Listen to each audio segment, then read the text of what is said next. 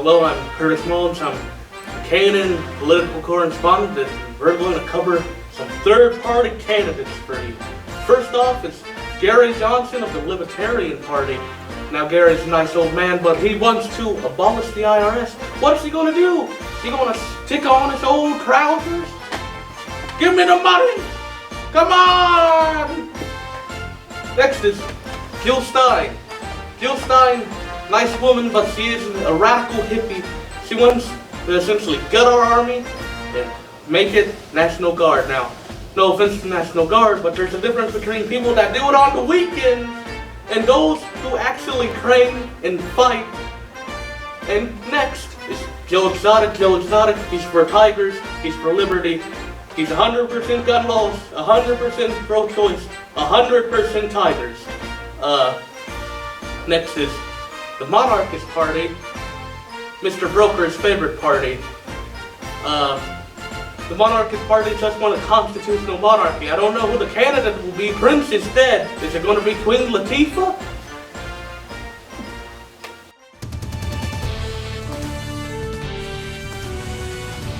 Welcome to this special edition of the Kenton News Network.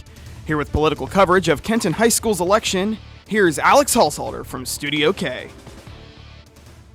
Welcome, KHS, to the election results. I'm your host, Alex Halsalter. First off, we have the Judge of the Court of Common Pleas, Scott N. Barrett, who is voted for 100%. For Judge of the Court of Appeals, the 3rd District, we have Stephen R. Shaw, also voted for 100%. For Judge of the Court of Appeals, 3rd District, we have Randall L. Basinger, who was voted for 35.8%, and William R. Zimmerman, who is voted for 64.2%. For Justice of the Supreme Court, we have Cynthia Rice, who is voted for 40.9%, and Pat DeWine, who is voted for 59.1%. For Justice of the Supreme Court, we have Pat Fisher, 47.6%, John P. O'Donnell, 52.4%. For Chief Justice of the Supreme Court, we have Maureen O'Connor, who is voted for 100%. For Member of the State Board of Education, 1st District, we have Lily Vitale, who is voted for 12%, Tansei J. Addison, 15%, Martha A. Manchester, 29%, Linda Haycock, 44%. For Coroner, we have Lawrence J. Cook, Jr., voted for 100%. For County Engineer, Michael L. Smith, 100%. For County Treasurer, Denise K. Althauser, 100%. For County Recorder, Brenda J. Rainsberg, 100%. For Sheriff, Keith A. Everhart, also voted for 100%. For Clerk of Court of Common Pleas, Carrie L. Houdenshield, 100%. For Prosecuting Attorney, Bradford William Bailey, 100%. For County Commissioner, James Bostetter, 21%. Roger E. Crow, 33.8%, and Bob Carter, 45.2%. For County Commissioner, Joseph A. Horde, 33.6%, and Randall S. Rogers, 66.4%. For State Representative, 83rd District, Mary E. Harshfield, 36.5%, and Robert Cole Sprague for 63.5%. For Representative to Congress, 5th District, we have Bob Latta, 67.6%, and James New Jr., 32.4%. For U.S. Senator, we have Tom Connors, 4.1%, Scott Rupert, 5.1%, Joseph R. DeMare, 6.4%, Ted Strickland, 26.5%, and Rob Portman, 57.9%. For President and Vice President, we first calculated by popular vote. So Richard Duncan got a vote of 3.4%. Gary Johnson was at 8.3%.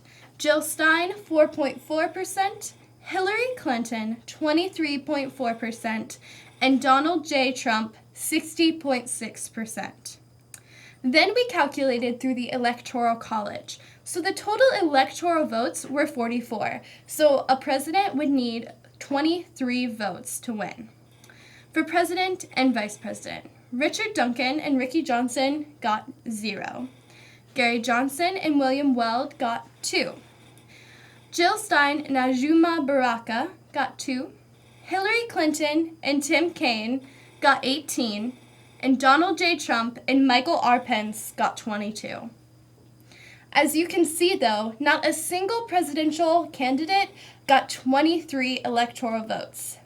So now we need our political analyst, Curtis Mullins, to come in and explain more. Welcome back, Curtis. Thank you for joining us for KNN. So what are your first thoughts about our election results? Well, I find it interesting that not one Democrat won in this beautiful county. I don't understand what was wrong, but I do have a hypothesis. Yes. I have a hypothesis that many of the students were blindfolded during voting and simply clicked. And that's how all voting was done. And somehow they luckily clicked the Republican candidate? I think so. I think that is the most reasonable assumption. Interesting hypothesis. So, can you tell us what you think about the presidential election? Well, obviously, Trump is loved here. I think a lot of it has to do with the campaigning of 2 individuals in the school. Mr. Lawrence, who I believe I saw one night outside in the forest praying to a giant statue of Trump. I believe he left some offerings, like a small loan of $1 million. And, of course, there's Chase Fleece. He was a big Trumper. He trumped it so hard, that's how he won. And, of course, also the blindfolds. Now, on to the Electoral College.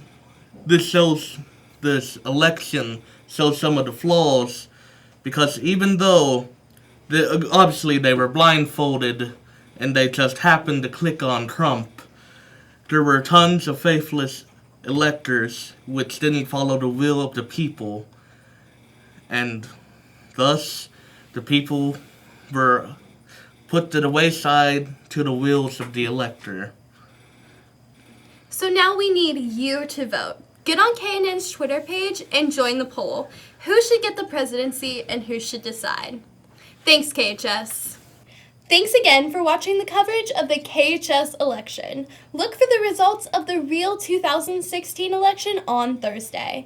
And now KNN is following Curtis, who has traveled to the Trump campaign to see how they're feeling about their big win at Kenton High School. All right, I'm here in China. We're here at this amazing wall. I almost fell. The wall is beautiful. All right, now hear me now. This is the model of the wall we're building in Mexico. Hopefully we don't have to pay for it. We probably are. It might cause an international conflict. Who knows? Maybe Mexico doesn't want to build a wall in part of their territory, because I'm pretty sure they're an independent country, but oh well. It's a good cost. We're going to build it. Good luck, America.